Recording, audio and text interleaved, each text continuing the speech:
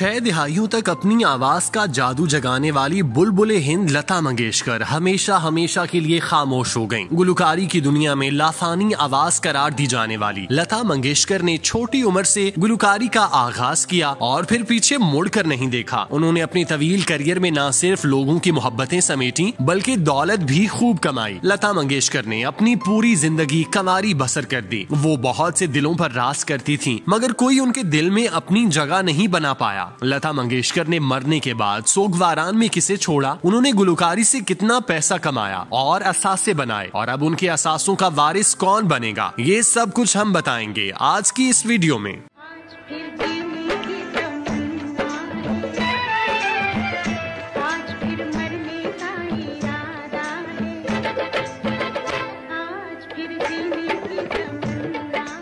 लता मंगेशकर ने अपना बचपन खुशहाली में गुजारा। उनके वालिद गुलकार होने के साथ साथ प्रोडक्शन का काम भी करते थे, इसीलिए उन्हें माली तौर पर किसी किस्म की मुश्किलात का सामना नहीं था। लेकिन जब लता मंगेशकर 13 साल की हुई तो उनके वालिद चल बसे और घर की तमाम तर जिम्मेदारी उनके कंधों पर आ गई। चूँकि वो घर में सबसे बड़ी थी, इसीलिए उन्होंने गुलकारी के साथ साथ अदाकारी भी करना शुरू की ताकि घर का निजाम चल सके। लेकिन फिर बाद में जब उन्हें मैडम नूरजहां ने गुलकारी ध्यान देने का मशवरा दिया तो फिर वो गुलकारी की तरफ मुकम्मल तौर पर माइल हुई और फिर उनकी आवाज ने भारत में वो तहलका मचाया कि फिर कोई और उनकी जगह न ले सका। इंडस्ट्री में नाम बनाने के बाद लता मंगेशकर ने न सिर्फ बॉलीवुड में प्लेबैक गुलकारी का चेहरा बदल दिया बल्कि अपना मयार जिंदगी भी बुलंद कर दिया। लता मंगेशकर ने गुलकारी से कमाए जाने वाली दौलत को बेहतरीन अंदाज में खर्च करते हुए मुंबई महाराष्ट्र में इंतहाई आलीशान घर बनवाया जिसका नाम उन्होंने प्रभुकंज भवन रखा। ये घर जनूबी मुंबई में पीटर रोड पर वाक़ई है जो इंतहाई गुंजान आबाद इलाका है। ये शाहराह बेहद मसरूफ है। लता मंगेशकर का ये घर बाहर से बुलंद इमारत की तरह दिखाई देता है जिसमें कई फ्लोर्स बनाए गए, जिसे देखकर ये अंदाजा लगाया जा सकता है कि इस बड़े घर में बासानी 10-12 खानदान रिहाइश इख्तियार कर सकते हैं।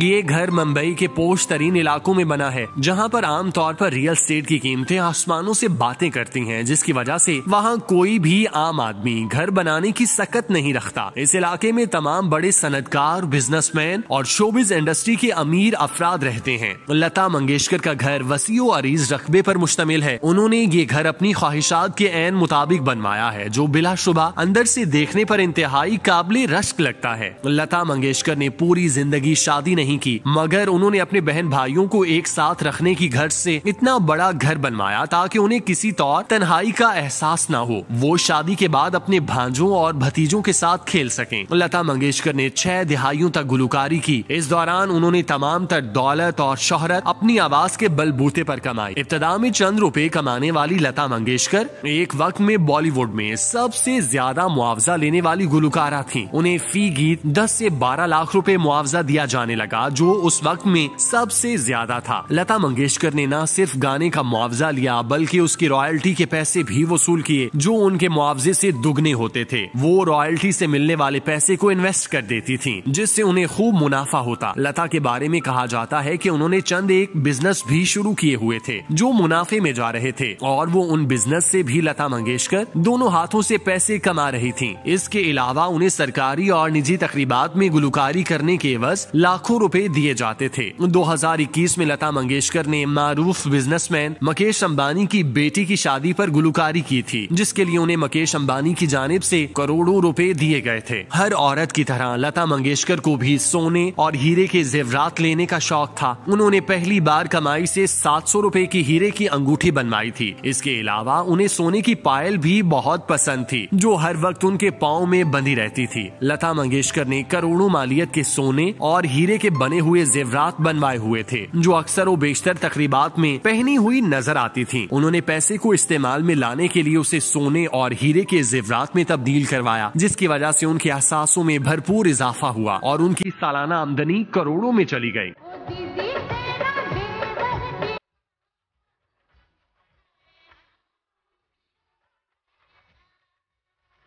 लता मंगेशकर के बारे में ये कहा जाता है कि उन्हें कीमती गाड़ियां रखने का बहुत शौक था। जब उन्हें फिल्मों में एक गीत के एवज 500 रुपए मिलते थे तो उन्होंने कई माह तक पैसे जोड़े और अपने लिए पहली गाड़ी खरीदी जो कई साल उनके पास रही। लेकिन जब वो एक गीत का 10-12 लाख रुपए मुआवजा लेने लगी तो फिर उनके गैराज में कीमती और महंगी गाड़ियों की लाइन लग गई। लता मंगेशकर के इस्तेमाल में बेशकीमती ऑडी, BMW और बेंटले गाड़ी थी जिसमें वो सवारी करती दिखाई देती थी। अगर इन गाड़ियों की कीमतों पर नजर डालें तो बेंटले फ्लाइंग लता मंगेशकर की सबसे महंगी और कीमती गाड़ी थी जिसमें वो इंतहाई अहम तरीन फंक्शंस में शिरकत करती थी। ये गाड़ी उन्होंने 3 करोड़ 21 लाख रुपए में खरीदी थी। ये गाड़ी बैक वक्त आरामदेह होने के साथ साथ स्पोर्ट्स कार भी थी। चूँकि लता मंगेशकर की उम्र ज्यादा थी इसीलिए वो सफर के दौरान अपने आराम को तरजीह देती थी। इसीलिए उन्होंने तकरीबन 3.5 करोड़ रुपए इस गाड़ी पर खर्च किए। उनकी दूसरी महंगी गाड़ी BMW थी जिसकी कीमत 55 लाख रुपए थी।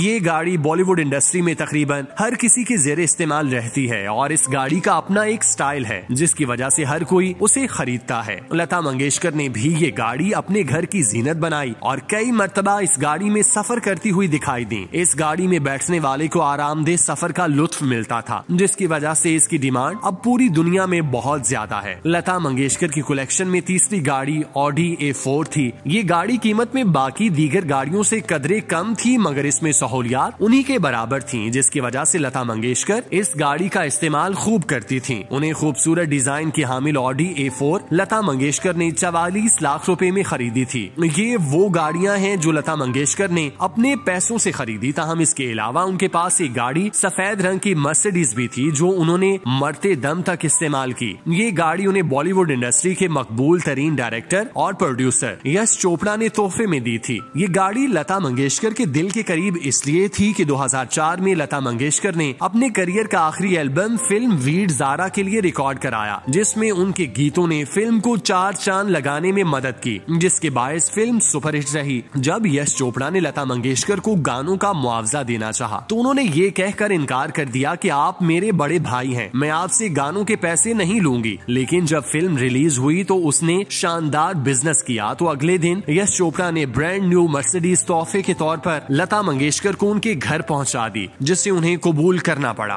करोड़ों दिलों पर राज करने वाली बुलबुले हिंद लता मंगेशकर ने अपने गीतों से सुनने वालों के दिलों में मोहब्बत के जज्बात जरूर जगाए मगर उनकी अपनी जिंदगी हम सफर से महरूम रही। 92 साल की उम्र में वफात पाने वाली लता मंगेशकर ने पूरी जिंदगी कंवारेपन की नजर कर दी। उनके बारे में ये कहा जाता है कि जब वो अपने शबाब के ऐन उरूज पर थीं तो उन्हें पाकिस्तानी गुलकार उस्ताद सलामत अली खान से मोहब्बत हो गई। ये मोहब्बत दो तरफा थी जिसमें एक दूसरे से शादी करने का भी फैसला हो गया था मगर ये रिश्ता नागुज़ीर वजूहात की बिना पर आगे न बढ़ सका। उस्ताद सलामत अली अपनी जिंदगी में शादी करके आगे बढ़ गए मगर लता मंगेशकर की जिंदगी एक दरख्त की मानिंद रुक गई। उन्होंने अपने दिल में उस्ताद सलामत के बाद किसी को जगह ना दी और पूरी जिंदगी उन्हीं की मोहब्बत के नाम पर गुजार दी। शादी ना करने की वजह से उनकी कोई औलाद नहीं। ताहम उनके बहन भाइयों की बात करें तो उनकी छोटी बहन आशा भोसले लता की तरह गुलकारी की दुनिया में बहुत बड़ा नाम है। उन्होंने पूरी दुनिया में अपने सुर बखेरे हैं और इज्जत कमाई है। उन्होंने अपने करियर के उरूज पर मुमताज म्यूजिक कंपोजर और गुलकार R.D. बर्मन से शादी की जिससे उनकी बेटी वर्षा भोसले पैदा हुई जो वालिदा की तरह गुलकारी से वाबस्ता थी। 2008 में वर्षा भोसले ने 55 साल की उम्र में खुद को गोली मारकर जिंदगी का खात्मा कर लिया था। उनकी लाश लता मंगेशकर के घर से खून में लथपथ हालत में बरामद हुई थी। लता मंगेशकर का एक भाई हरदियांत मंगेशकर और 2 बहनें उष्णा और मीना हैं। मीना भी गुलकारी से वाबस्ता हैं और इस वक्त वो शादीशुदा जिंदगी बसर कर रही हैं जबकि उष्णा अभी गैर शादीशुदा हैं और वो भी गुलकारा हैं। लता मंगेशकर ने मरने के बाद करोड़ों रुपए के एहसास से छोड़े। अब चूंकि उन्होंने शादी नहीं की तो ये चहमगोइयां जारी हैं कि उनकी दौलत किसके पास जाएगी। इस हवाले से कहा जा रहा है कि लता मंगेशकर का भाई अपनी बहन की दौलत के वारिस करार दिए जाएंगे मगर उनसे पहले